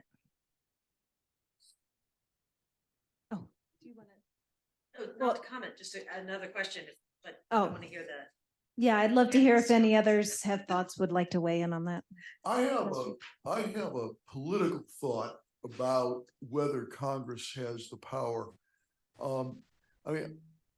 I think the answer is Congress probably does have the power. Congress has a lot of power with respect to the Supreme Court, and not just with respect to confirmation. Congress, after all, gets to decide the size of the Supreme Court. It has a fair amount to say about the court's jurisdiction, and it has some power to set the compensation of justices, although it can't diminish. Right? Okay. So I think you can make a reasonable argument that Congress might have the power, does have the power, to legislate a code of ethics. In fact, as Judge McEwen pointed out, Congress has included justices in the disqualification statute already, and I don't know that there has ever been a real challenge to the constitutionality of including justices there. But I think that there are political sides to this that we might want to think about. And this, I think, comes back to some of the things that Tim Schnabel was talking about with respect to term limits. One is that in the current polarized environment, it's really difficult for me to envision Congress being able to legislate a code ethics or conduct for Supreme Court justices that doesn't go beyond the most vacuous generalities, and it might not even be able to do that. Another question to think about is if Congress surprised me and actually did legislate, I would not be astonished if a justice sued to claim that Congress had acted unconstitutionally. And at some point, that case would wind up in the Supreme Court, probably. And I think if we look at United States against Will, which is a case involving the compensation clause, where every Article III judge had a financial interest in the outcome, the Supreme Court said, we're going to decide this case under the rule of necessity because somebody has to decide it, right? And so I think it may not be politically wise for Congress to act, even if it could, which I'm not sure that it can, just because of the state of the politics. I have a follow-up question to that. So if you think Congress has the power to legislate for the conduct of justices, what would be the punishment component of that, and the outcome component that wouldn't violate separation of powers? Well, I guess my answer to that is this: whatever the sanction is for violating Section 455 now, which applies to all federal judges. I mean, it's not like if somebody violates 455 that they get indicted. I mean, what does happen if there's a violation of 455? Typically, what happens, I think, and I'm open to correction on this or supplementation. My sense is that what happens is if some litigant thinks that this judge should not be sitting and makes an appropriate disqualification motion, which, if denied, becomes perhaps the basis for an appeal from the final judgment.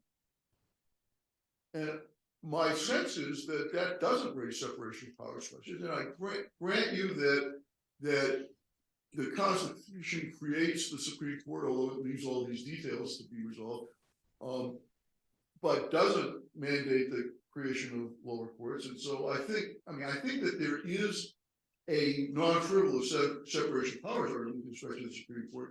But I think in the end, I don't find it persuasive. But I also think that we're not going to find out the answer, because I don't think that Congress is going to do anything either because it can't, or because the Congress decides, even if they could, that it might be strategically better to put the onus on the court to come up with its own code. I might add that that precise issue came up with Justice Scalia and the famous duck hunting events with the vice president. And there was a motion to recuse there. And Justice Scalia wrote quite a lengthy opinion, a one-person opinion, as to why he did not feel it was appropriate to recuse. And part of that was, we live in Washington, we have friends. The people in politics have friends who are us, and you can't really erase that. But it's worth reading because it does go through a lot of the history, and it goes through Justice Scalia's justification for not recusing. And you also, if you're going to read the Scalia opinion, which I think I agree with Judge McEwen is worth reading, you also might want to read Justice Rehnquist's opinion in Laird against Tatum, explaining why he did not recuse in that case, which was a 5-4 decision. He cast the fifth vote, and he had been an assistant attorney general in the Justice Department when the policies at issue were promulgated. Justice Rehnquist relies on some of the same sources that Justice Scalia did, although the situation is different. It wasn't socializing in that instance. It was, to what extent had he been involved in the promulgation of the policies that the court was asked to evaluate. And that came up more recently. I believe Justice Alito appended a statement to a tax opinion on why he wasn't recusing. And we'll just go back in time.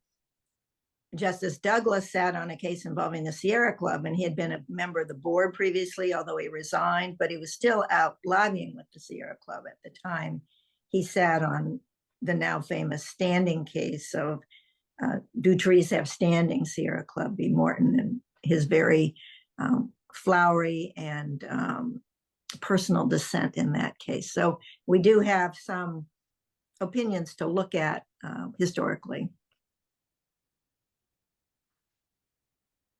So I can think of two things right now that have been very much in the sort of public consciousness, or perhaps in my little niche of public consciousness, having to do with federal judicial ethics and competence.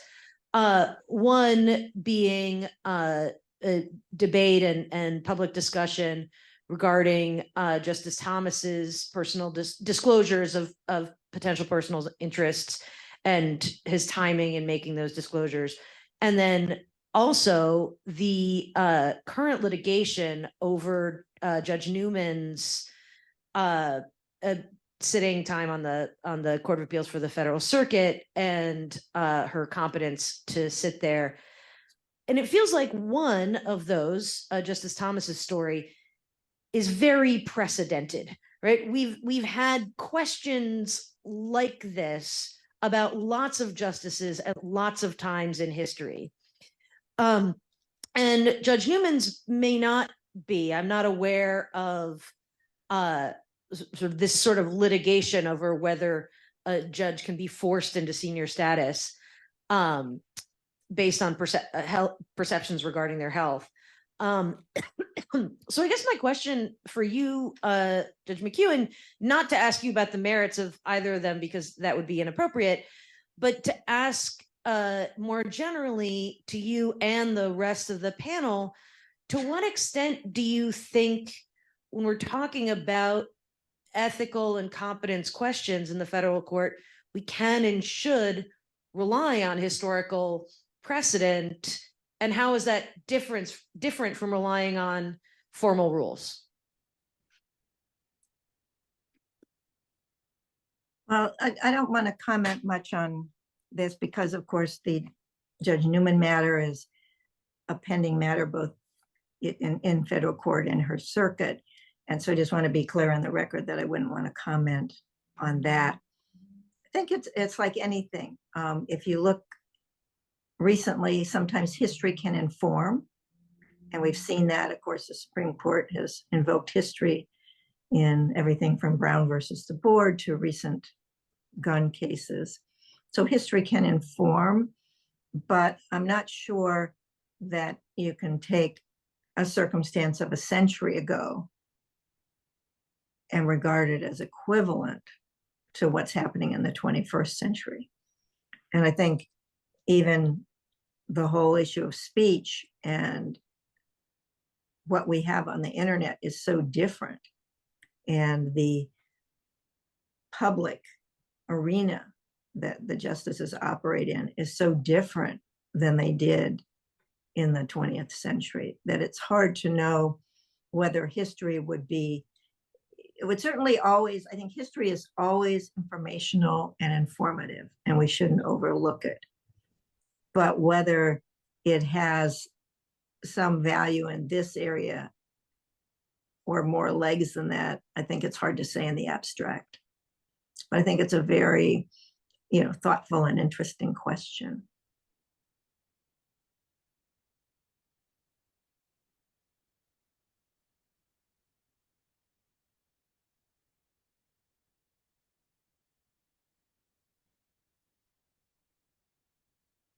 Any other? Okay, I have one more. I don't want to monopolize, but I just have one more question. And again, this is maybe for anyone on the panel who wants to respond. I don't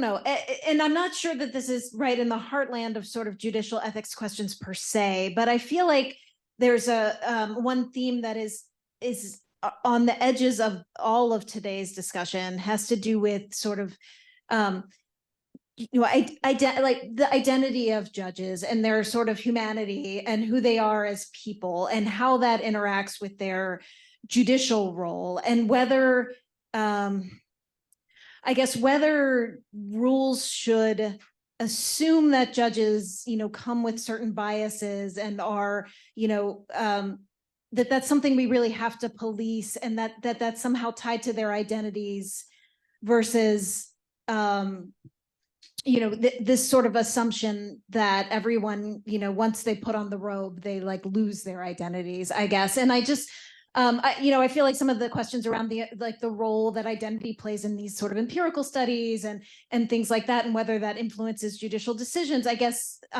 sort of a broad, ill-formed question, which is why I was kind of hesitating to ask it, but just sort of whether folks have thoughts about to what extent, to what extent does that play a role, and how much should we acknowledge that, I guess, when we have this very public conversation about judicial ethics? How much should we acknowledge, politics and identity and so on in these conversations?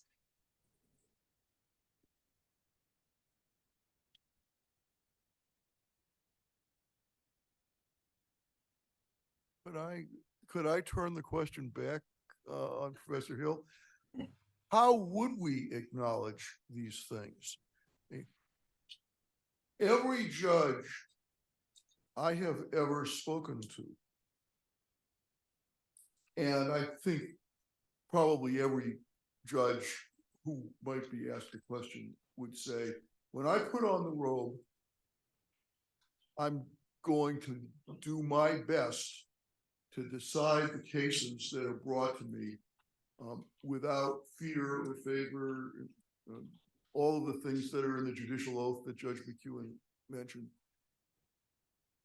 I think it's, and I asked the question, or try to turn the question back, because I think it's really hard to frame an answer to how we acknowledge these things in a way that would reduce itself to some kind of reasonably coherent statement. So I think it's one thing to say that, particularly when you get to higher levels of the judicial system, the kinds of questions that the judges have to answer are harder.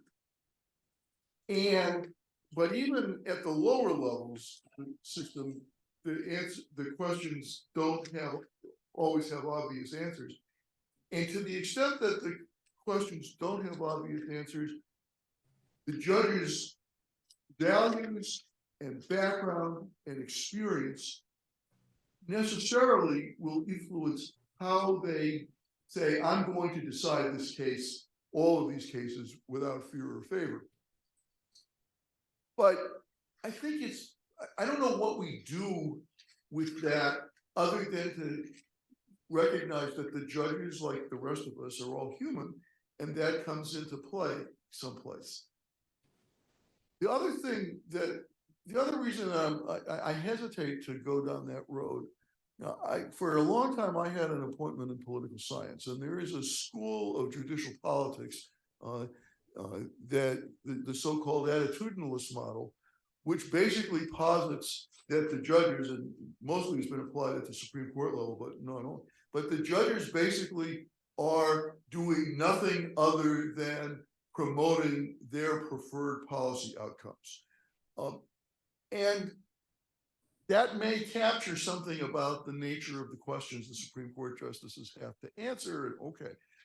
But even at that level, it's hard when you look at some of the better empirical studies, it's hard to say that the attitudinalist model actually captures the bulk, never mind all of the what's going on there.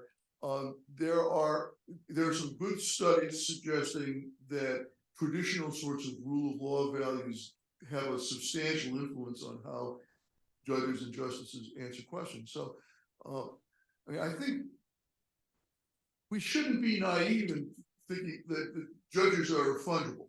They're not.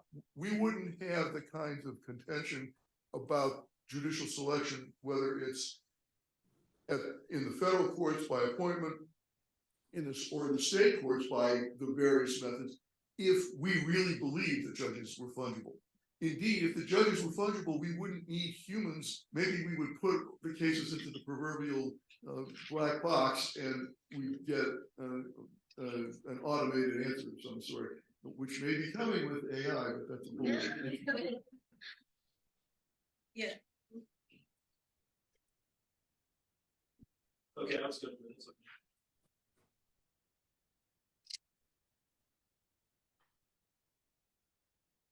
The quick question for Judge McEwen.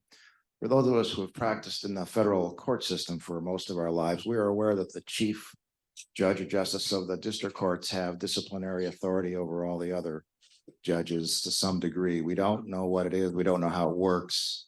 We know what happens. We've heard some stories. I'm wondering what you could tell us about that system and whether there are enough tools there for the chief judge to ride her over the other judges. Thank you. Sure. I'm happy to talk about the process because it is laid out in the statute and public rules related to judicial conduct and disability. We'll say there are literally thousands of complaints filed every year against judges, but almost every one of those relates to the substance of the decision. And that, of course, is not a foundation for judicial discipline. But the way it works is if information comes to the attention of a judge, the judge has an obligation now to bring that to the appropriate individual, which usually would be the chief judge. So this duty to report is something that has been now baked into the code, whereas it had not been explicit before. When something comes to the attention of a chief judge, several things can happen. In the Ninth Circuit, we have the Office of Workplace Relations, and we were the first to establish that, to see if there's an area where there could be a resolution. Sometimes there is, sometimes there's not. But if the chief judge determines that there's probable cause to believe that there could have been a violation of the canons, then the chief judge would appoint a special committee. And the special committee would undertake an investigation, make a recommendation, and then that recommendation goes to the Judicial Council of the circuit. So then it really moves beyond the chief judge of a district. If there are other issues where there's not a special committee appointed, there still may be internal disciplinary processes. It really depends on the nature of the complaint. As you know, several years back, there were complaints about sexual harassment in the judiciary, and there have been enormous changes since then in terms of process, in terms of advice, and in terms of procedures. So some things are resolved informally, and it really depends on the nature of the issue. Sometimes a lawyer will bring something to the attention of a chief judge in terms of demeanor, for example, or in terms of perceived bias. And the lawyer may not want to bring a disqualification motion, but wants this looked at in a broader sense. So we have internal mechanisms to do that. And I think now that we have in almost every circuit, and I think we do have now in every circuit an Office of Workplace Relations, we have an ability for professional staff to deal with some of these, whether it comes from a lawyer or it comes from a law clerk or a staff member. People are always surprised when I tell them we have about 30,000 employees in the federal judiciary.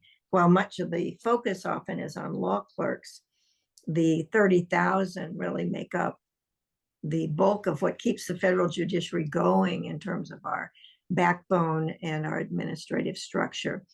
So there was a survey done last year, or I guess earlier this year, I should say, nationwide about workplace issues in the judiciary.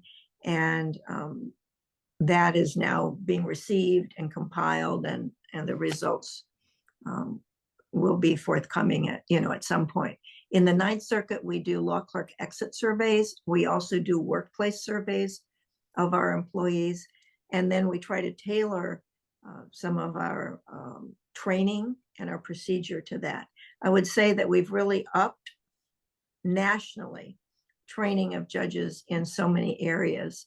And we don't want to just say, oh, it's ethics training. It's really workplace ethics, judicial conduct, judicial demeanor, courtroom. So I think the judges are anxious to get this. No judge wants to have a complaint filed based on a substantive ethical violation. So we see part of our job really is keeping the judges out of those complaints, but also having a process in the event there is a legitimate complaint to be able to go forward and to afford due process to whoever is a complaining witness and also to the judge. Sometimes there's actual hearings with witnesses. Other times it's done more informally, but we do have a very distinct process in place. And that was revised some years ago by the Breyer Commission, meaning Justice Breyer. And so a lot of those new rules came into being in the Judicial Conduct and Disability Act. And we've now got regulations that really provide some meat and substance in terms of how those work. So I appreciate the question. And I hope I've demystified or demystified in some way how these complaints are processed. I would like to ask one sort of final rapid fire question to each of the panelists. This room is full of young lawyers sort of at the start or about to start their legal careers. And as we think about ethics and our professional responsibility going into the profession, I realize this is maybe only tangentially related to the topic of this symposium, but can you share when you have been confronted with some kind of ethical question, how you navigated that, or how would you advise we as new attorneys go about possibly navigating those situations? Well, I'm happy to jump in there because I did practice law for 25 years and I saw a lot of situations. I would first say it's a great question because in my view, what sets the legal profession apart from certain other professions is that we do have these codes of conduct. We have the rules of professional responsibility, and it's easy to talk about ethics, but man, once you lose your reputation or your ethics, it's impossible almost to get that back. So I hope that the young lawyers there who I can't see, young and others, will think about that in their practice, because you really can't do something that would cross the line ethically just because you're trying zealous representation of your client. And there is not a conflict between zealous representation and ethical representation. What do you do? Well, first of all, there are resources. If practicing alone or in a firm, you look to colleagues and you consult them. You talk with the Bar Association, and I did that more than once in situations like, what are the rules? What's the situation here? And so Bar Associations have people that you consult. On the judicial side, of course, we have the Code of Conduct where judges can consult us. So I think you have to think about rolling this around in your mind and knowing that it's bothering you, but you have to really get some outside advice. And there's a lot of places you can do that. And of course, we have a lot of ethical opinions out of the different states on very discrete issues related to professional conduct for lawyers. So, I would go first there. Then I would think about if there's anyone else in your organization you consult. Then I would think about the Bar Association and other colleagues. So I would just say, because I'm not there, I think it's great that we're having this discussion on ethics because I'm passionate about it. It's important, but it's something that really permeates your life every day. as a lawyer and you're making judgments, whether it's a discovery judgment or otherwise. And you can just read through the discipline issues of why are lawyers disciplined. Well, number one is missing deadlines, but others are really going over the line and thinking they were doing something for their client, but they were undermining ethics. So let's hope none of the lawyers in this room find themselves in that situation.